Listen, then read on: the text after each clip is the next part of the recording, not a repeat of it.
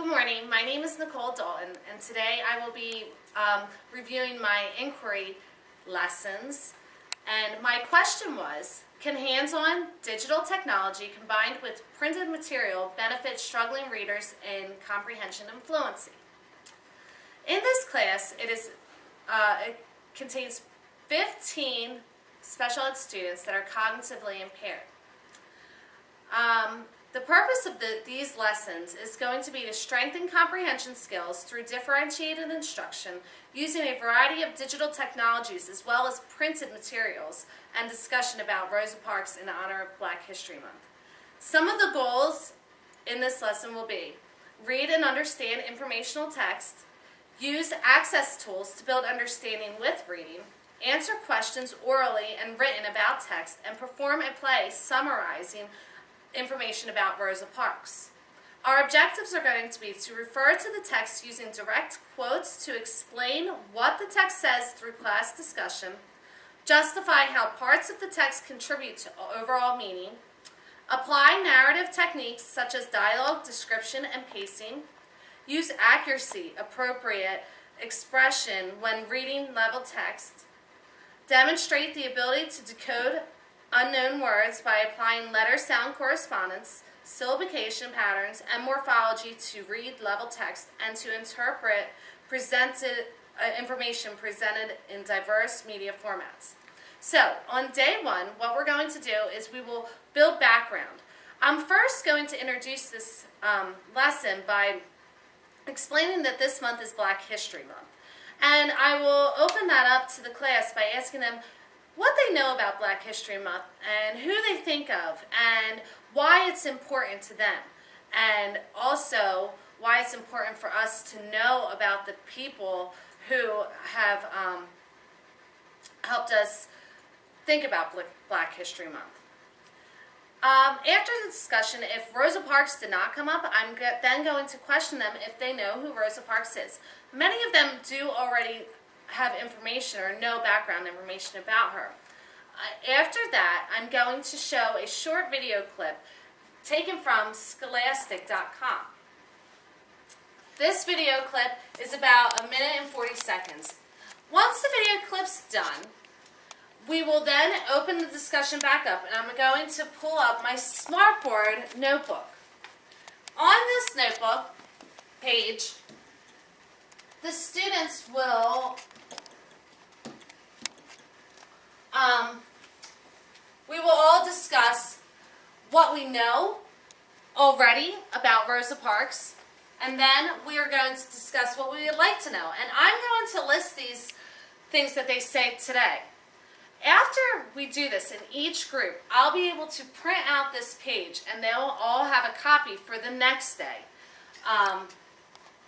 which will be useful, and they'll be able to add it, and I will as well be able to add it on the Smartboard for them to follow along with me modeling. Okay. After that, on day 2, we'll start day 2. And on day 2, our purpose is going to be to hear what a good reader sounds like and to use access tools while reading and discussing to better comprehend the story of Rosa Parks. So, I will pull up a projectable book. And this is from readingatoz.com. I will also hand out markers and a printable book for each student to use and follow along with me.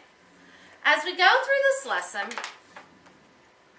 I will begin modeling good reading. And we will start with chapter 1.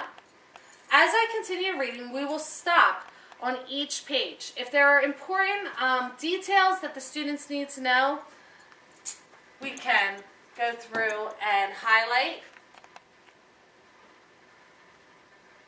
anything we would like, and the students will be able to do that at their seats. Also, if I need to make notes, I can do that on the side margins, and the students can also follow along. The good thing about this is that each group of students can write their own notes on their text, and it may not be the same. as every single group. So, after we get through to about page 15, this will take about 10 minutes, we will then pull out our SmartBook page again and list the things that we need to know. And as their exit slip, I will ask the students one thing that they had learned that day. Then we'll move on to day 3. We're going to continue day 3 as we did day 2 and finish the story about Rosa Parks. But this time, it will not only be me modeling fluent behavior, but the students will be using a closed reading technique where I will begin reading for a long time, and then when I stop at they will respond they together. Now we do this frequently in our class, so they're very familiar with this technique, and it seems to help with them following along and also learning their sight words. After we finish this, we will again go back to our SmartBook page and fill in the rest. Then we're going to move on to day 4. Today we're going to focus on sequencing, and I will explain exactly what sequencing is and how it tells the order of a story. Then we will go back and we're going to review by me questioning each student, what happened first, what happened next, what happened after that. Once that's done, I will pass out another sequencing worksheet, which I also will have projected on the smartboard for them. Now, with this, the students are going to have to go back into their book, and they will have to, and I'm having technical difficulties, but this worksheet would be displayed onto the smartboard. The students will have to go back into their book, and we will work together as I write some of these important facts that goes on each date. The students will also have a chance to come up and write their own. Now, I won't let each student do it because of time constraints. Each group is only 20 minutes.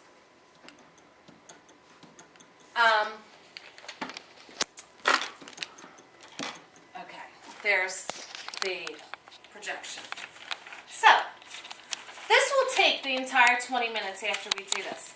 And at the end, again, as an exit slip, I'm going to ask the students something that they've learned throughout. And I will ask each of the students, there's only 4 in a group. And this will be the conclusion of that part. So then on day 5, the purpose of day 5 is going to be to plan a skit in their cooperative groups. What we will do is we're going to use this page. Each group, which I have 4 groups, will pick a time period. And then they're going to work together in their groups to create a skit together. Now, like I said, I have 4 groups and there's 5 time slots. So my paraprofessional and I would also create our own skit for 1940 in order to model to the students what the skit should look like. They will be able to choose who the characters are going to be. They're going to choose a writer for the skit. They'll choose a narrator for the skit. And they will be creative in creating costumes for themselves, which will be out of paper where they can make hats or maybe an apron or something like that. The next day, on day 6, they will spend this time used to practice the skit and make sure they have it all planned out properly. After that, day 7, we will perform the skit to our students. Like I said, my paraprofessional and myself will perform first. And then we will go in order of the times, and each group will perform their skit. When we are finished, what we will do is we will look back onto our SmartBook page. We'll add any information that we may have missed about Rosa Parks. And the following day, day 8, the students will also take a comprehension quiz. And that'll be the conclusion of this lesson.